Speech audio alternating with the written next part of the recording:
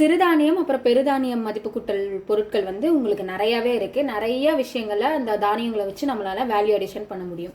அதுல ஒரு வகையான பிரிவு தான் லட்டு வகைகள். நீங்க நிறைய பேர் இப்ப பார்த்திருப்பீங்க, நிறைய இடங்கள்ல ஒரு பிசினஸாவே கொண்டு போயிட்டு இருக்காங்க. ஒரு சிலர் அந்த மில்லட்ஸ் லட்டு மட்டுமே எஸ்பெஷலா வச்சே நிறைய பேர் பிசினஸ் கொண்டு போயிட்டு இருக்காங்க. இப்போ நம்ம இன்னைக்கு பார்க்க போறது வந்து சிறுதானியத்தையும் பெருதானியத்தையும் சேர்த்து. பெருதானியங்கள்னா உங்களுக்கு பாரம்பரிய அரிசி.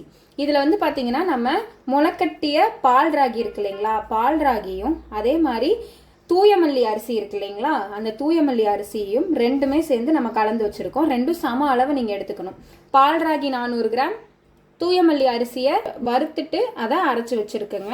ரெண்டுமே ஒட்டுக்கா நம்ம கலந்து எடுத்து வச்சுருக்கோம். அது கூட நிலக்கடலை வந்து 200 கிராமு. அடுத்து நம்ம வெல்லம் தான் யூஸ் பண்ண போகிறோம், நாட்டு சர்க்கரை யூஸ் பண்ண போகிறது இல்லை. வெல்லம் வந்து 400 கிராம் போட்டிங்கன்னா இனிப்பு ஜாஸ்தியாக இருக்கும். 350 கிராம் இல்லை உங்களுக்கு இனிப்பு அதிகமாக வேண்டாம் அப்படின்னா நீங்கள் 350 கிராம் போட்டுக்கலாம். 350 கிராம் வெல்லம் கூடவே வந்து நம்ம ஏலக்காய் தூள் பொடியாக போட போகிறோம். நீங்கள் ஏலக்காவை தட்டி கூட போட்டு ஒட்டுக்கா அரைக்கையில் அரைச்சிக்கலாம். இப்போ நம்ம என்ன பண்ண போகிறோம்னா இந்த மாவை வந்து லேசாக வறுத்தெடுத்துட போகிறோம். என்னதான் நம்ம வறுத்தெடுத்து அரைச்சிருந்தாலும் நீங்கள் லட்டு செய்கிறதுக்கு முன்னாடி ஒரு டைம் நீங்கள் வறுத்துக்கோங்க. நிலக்கல்லையை வறுத்தெடுத்துக்குவோம்.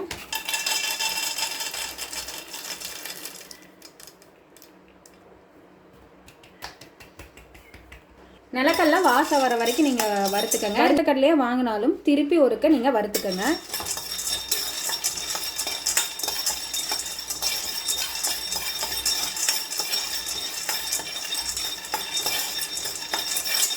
நிலக்கல்ல நல்லா வறுப்பட்டுருச்சு. கருகருக்கு மட்டும் விட்டுறாதீங்க. கருக விட்டிங்கன்னா அந்த ஸ்மெல் வந்து அப்புறம் நம்ம லட்டுலேயும் தெரியும்.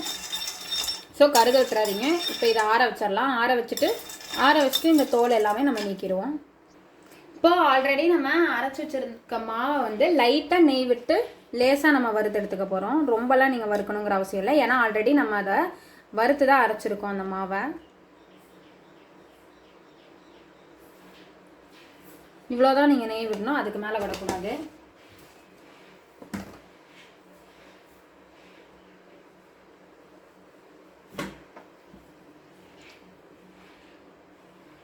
இப்போ நம்ம பால் ராகி தூயமல்லி அரிசியோட பவுடரும் மிக்ஸ் பண்ணி வச்சதை லைட்டாக வறுத்து எடுத்துக்கோங்க. இதில் வந்து பார்த்தீங்கன்னா பால் ராகியோட பெனிஃபிட் மட்டும் இல்லாமல் தூயமல்லி அரிசியோட பெனிஃபிட்டும் உங்களுக்கு சேரும். இப்போ எல்லாருமே நம்ம ஹெல்த்தியாக இருக்கணும் அப்படிங்கிறத நோக்கி போகிறனால மேக்ஸிமம் உணவே மருந்து கான்செப்டை நோக்கி நிறையா பேர் போய்கிட்டு இருக்காங்க. அப்போ அந்த மாதிரி நேரங்களில் நீங்கள் இந்த மாதிரி ஒரு மதிப்பு கூட்டப்பட்ட பொருட்களை நீங்கள் சேல் பண்ணும்போது உங்களுக்கான மார்க்கெட்டில் ஒரு நல்ல டிமாண்டும் இருக்குது. அதனால் தாராளமாக நீங்கள் இந்த பிஸ்னஸை கொண்டு போகலாம். ஒவ்வொரு பாரம்பரிய தானியங்களும் பார்த்தீங்கன்னா அதுக்குன்னு தனிப்பட்ட குணங்கள் இருக்குது. இப்போ இந்த உதாரணத்துக்கு குருவஜோதி அரிசிலாம் பார்த்தீங்கன்னா உங்களுக்கு நம்ம எலும்புகளுக்கு பலம் தரக்கூடியது, ஸ்போர்ட்ஸ் பர்சன்லாம் அதிகமாக எடுத்துக்கக்கூடியது. அதே மாதிரி இதுவே நீங்கள் விஷமுறிவு சம்பா அரிசி எடுத்துக்கிட்டிங்கன்னா நம்ம உடலில் இருக்கிற டாக்ஸின்ஸை ரிமூவ் பண்ணுறதுக்காக விஷமுறிவு சம்பா அரிசி அந்த காலத்தில் வந்து நம்ம முன்னோர்கள் எடுத்துக்கிட்டாங்க. இந்த மாதிரி ஒவ்வொரு தானியங்களும் ஒவ்வொரு நோய்க்கு ரெமெடியாகவே செயல்பட்டுட்டு இருக்கு.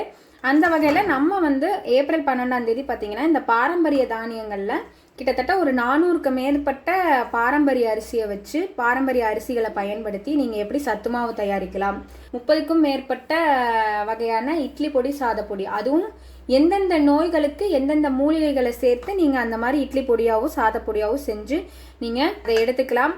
அதே மாதிரி அதை எப்படி நீங்கள் ஒரு தனியாக ஒரு பிஸ்னஸாகவே கொண்டு போகலாம் அப்படிங்கிறதுக்கான வகுப்பு வந்து ஏப்ரல் 12 ஆன்லைன் வகுப்பாக நம்ம கண்டக்ட் பண்ண போகிறோம். அந்த வகுப்பு பற்றின விவரம் தெரிஞ்சுக்கணும் அப்படின்னா ஸ்க்ரீனில் தெரிகிற வாட்ஸ்அப் நம்பருக்கு மெசேஜ் பண்ணுங்கள். இப்போ மாவு வந்து நல்லா லேசாக வறுத்து எடுத்துட்டோம். இப்போ இதை நம்ம ஆஃப் பண்ணிடலாம்.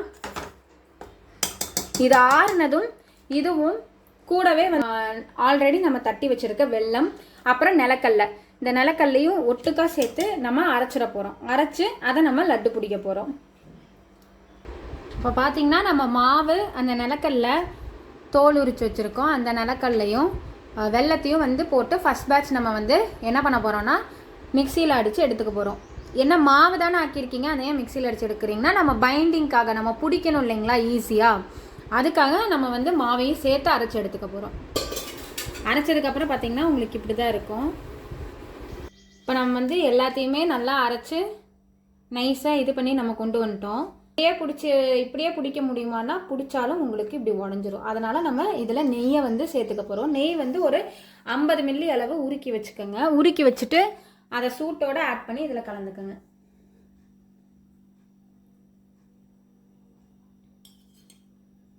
நான் ஆல்ரெடி உருக்கி வச்சிட்டேன். அந்த சூட்டோடு பிடிச்சிங்கன்னா தான் ஈஸியாக பிடிக்கிறதுக்கு உங்களுக்கு வரும். தண்ணிலாம் ஊற்றி பிடிச்சிடாதீங்க. தண்ணிலாம் ஊற்றி பிடிச்சிங்கன்னா உங்களுக்கு சீக்கிரமாகவே கெட்டு போயிடும். சூடோடு நெய்யை ஊற்றிட்டு அப்படியே நீங்கள் பிடிச்சிங்கன்னா இந்த மாதிரி உடையாமல் உங்களுக்கு வந்துடும்.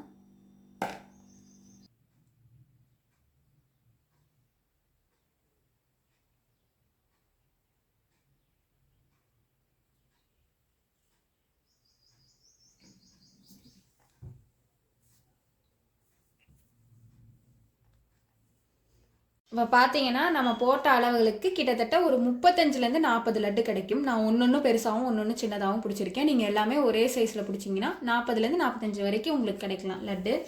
இப்போ இந்த லட்டை வந்து நீங்கள் ஒரு பாக்ஸில் போட்டு ஏர்டைட் கண்டெய்னரில் போட்டு நீங்கள் கொடுத்தீங்கன்னா 15 நாள் வரைக்கும் ரூம் டெம்பரேச்சரில் உங்களுக்கு நல்லாவே இருக்கும். ஏன்னா நம்ம கீயும் அளவாக தான் ஆட் பண்ணியிருக்கோம். அதனால் 15 நாளைக்கு உங்களுக்கு கெடாது. ஈரக்கையை மட்டும் வச்சு யூஸ் பண்ணக்கூடாது அப்படிங்கிறத உங்கள் கஸ்டமர்ஸ் கிட்ட தெளிவாக சொல்லிடுங்க. நீங்கள் இதை வந்து ஒரு பாக்ஸில் போட்டு நீங்கள் சேல்ஸ் பண்ணும்போது கண்டிப்பாக அதில் ஸ்டிக்கர் ஒட்டி இருக்கணும். உங்கள் என்னைக்கு நீங்கள் மேனுஃபேக்சரிங் பண்ணீங்க, எக்ஸ்பைரி டேட் என்ன, உங்களோட FSSAI நம்பர், இது எல்லாமே நீங்கள் மென்ஷன் பண்ணியிருக்கணும். அது மட்டும் இல்லாமல் கூடவே நீங்கள் என்னென்ன உட்பொருட்கள் போட்டிருக்கீங்க அப்படிங்கிற அளவு மென்ஷன் பண்ண தேவையில்லை. என்னென்ன உட்பொருட்கள் போட்டிருக்கீங்கிறத மட்டும் மென்ஷன் பண்ணி என்னென்ன உட்பொருட்கள் போட்டிருக்கீங்க அப்படிங்கிறத மென்ஷன் பண்ணிவிட்டு நீங்கள் தாராளமாக இதை நீங்கள் சேல்ஸுக்கு கொண்டு போகலாம். பேக்கிங் வந்து வித்தியாசமான பேக்கிங்கில் நீங்கள் கொண்டு போகலாம். பாக்ஸ் பேக்கிங் கொண்டு போகலாம், பிளாஸ்டிக் பாக்ஸில் ரவுண்ட் பாக்ஸ் பேக்கிங் கொண்டு போகலாம், இல்லை டின் மாதிரி பாக்ஸிங்கில் கூட நீங்கள் கொண்டுட்டு போகலாம். நிறைய டிஃப்ரெண்ட் வெரைட்டிஸான பாக்ஸிங் இருக்குது. உங்கள் பிராண்டுக்குன்னு தனியாக ஒரு யூனிக்கான பேக்கேஜிங் நீங்கள் வச்சு தாராளமாக இதை நீங்கள் ஒரு பிஸ்னஸாகவே எடுத்துகிட்டு போகலாம். ஒரு சேல்ஸ் நீங்கள் ஒரு ப்ராடக்ட் நீங்கள் எடுத்து செய்ய போகிறீங்க அப்படின்னா அதோட பெனிஃபிட் என்னங்கிறதையும் சொல்லி தான் நீங்கள் மார்க்கெட்டிங் பண்ணணும். இப்போ நீங்கள் இந்த லட்டை வந்து நீங்கள் ஒரு மார்க்கெட்டிங் நீங்கள் சோஷியல் மீடியா மூலமாக மார்க்கெட்டிங் பண்ணும்போது தூயமல்லி அரிசியோட பலன்கள் என்ன, பால் ராகியோட பலன்கள் என்ன, இது எல்லாமே சொல்லி இதில் நீங்கள் சேர்த்துருக்கக்கூடிய நிலக்கடலையோட பலன்கள் என்ன, அதுவும் நம்ம இதில் வந்து சுகர் சேர்க்கல, வெல்லம் தான் சேர்த்துருக்கோம். இந்த பலன்கள் எல்லாம் சொல்லி உங்கள் ப்ராடக்ட்டை நீங்கள் மார்க்கெட்டிங் பண்ணிக்கலாம். லைக் பண்ணுங்கள், ஷேர் பண்ணுங்கள், கமெண்ட் பண்ணுங்கள். இதே மாதிரி பிஸ்னஸ் கண்டென்ட்க்கு நம்மளோட கோவை சகோதரிகள் சேனலை சப்ஸ்கிரைப் பண்ணிக்கோங்க.